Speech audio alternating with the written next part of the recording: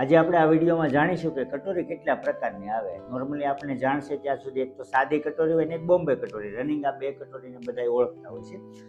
તો આજે હું તમને અલગ અલગ પ્રકારની કેટલી કટોરી આવે ને એનો લુક કેવો આવે એ બતાવું છું, કઈ ટાઈપની લુક વાઇઝ લાગે છે. એમાં સૌથી પહેલાં તો આપણે સાદી કટોરી, જેમાં આપણે ખાલી નીચેની સાઈડ સિલાઈ આવે એને આપણે સાદી કટોરી કહેતા હોઈએ. અને એ જ કટોરીમાં આપણે જ્યારે આડી સિલાઈ મારી દઈએ તેને આપણે બોમ્બે કટોરી કહેતા હોઈએ. પણ આને બોમ્બે કટોરી ન કહેવાય, નોર્મલી આપણે ગુજરાતમાં આને બોમ્બે કટોરી કહેતા હોઈએ છીએ. જે સાદી કટોરીમાં અણી નીકળે છે, અણી ભાંગવા માટે આપણે આડી સિલાઈ મારીને આને બોમ્બે બનાવી દેતા હોઈએ. પણ ઓરિજિનલ બોમ્બે કટોરી આ નથી. ત્યાર પછી આપણે ઓરિજિનલ બોમ્બે કટોરી જોઈશું. તો ઓરિજિનલ બોમ્બે કટોરીને આ બે કટોરી જોવામાં તો સેમ જ લાગે છે, પણ આ કટોરીને બે અલગ અલગ ભાગમાં કટિંગ કરવામાં આવે છે. નીચેનો ભાગ પણ અલગ હોય છે, ઉપરનો ભાગ પણ અલગ હોય છે. આને 2 પીસ કટોરી પણ કહેવામાં આવે છે. હવે આ કટોરી છે બ્રાકેટ કટોરી, જેમાં ઉપર ઊભી સિલાઈ પણ આવતી નથી, ખાલી આડી સિલાઈથી જ આ કટોરી બનતી હોય છે. ઉભાર તો સેમ ટુ સેમ જ રહેતો હોય છે, જે ફિનિશિંગ ને ફિટિંગ સેમ જ રહે છે, પણ કટોરીમાં ખાલી આડી સિલાઈ જ આવે છે. હવે આ કટોરી છે પ્રિન્સેસ કટોરી, જેનો લુક કંઈક આવો આવે છે, જે પ્રિન્સેસ બ્લાઉઝ હોય એ ટાઈપનો લુક આવે છે કટોરીનો.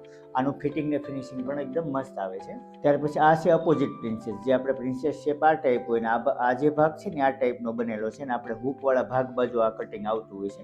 આમાં ક્યાંય ટક્સનો ભાગ નથી આવતો, નોર્મલ બનેલી કટોરી છે બે કટમાં, પણ આનું પણ ફિનિશિંગ ને ફિટિંગ એકદમ મસ્ત આવતું હોય. તો આ છે 5 ટાઈપની અલગ અલગ કટોરી, જેના કટોરીવાળા બ્લાઉઝમાં પણ આપણે વેસ્ટર્ન લુક આપીને બ્લાઉઝ બનાવી છે. અને આ ટાઈપનું ફિનિશિંગ વાળું ને ફિટિંગ વાળું કામ જો તમે શીખવા માંગતા હો તો અમારો ઓફલાઈન ક્લાસ સુરતમાં ચાલી રહ્યો છે, તેને તમે જોઈન કરી શકો છો. અને ટૂંક સમયમાં તમે ઓનલાઈન ક્લાસ શરૂ કરવા જઈ રહ્યા છીએ, તો એમાં તમે જોઈન થઈ શકો છો. વધારે ઇન્ક્વાયરી માટે નીચે આપેલા નંબર ઉપર કોન્ટેક્ટ કરજો. વિડીયો ગમે તો લાઇક કરજો, તમારા મિત્રો સાથે શેર કરજો, અને પેજને ફોલો ન કરો તો ફોલો કરી દેજો. અને કમેન્ટ બોક્સમાં કમેન્ટ જરૂરથી કરજો કે વિડીયો તમને કેવો લાગે.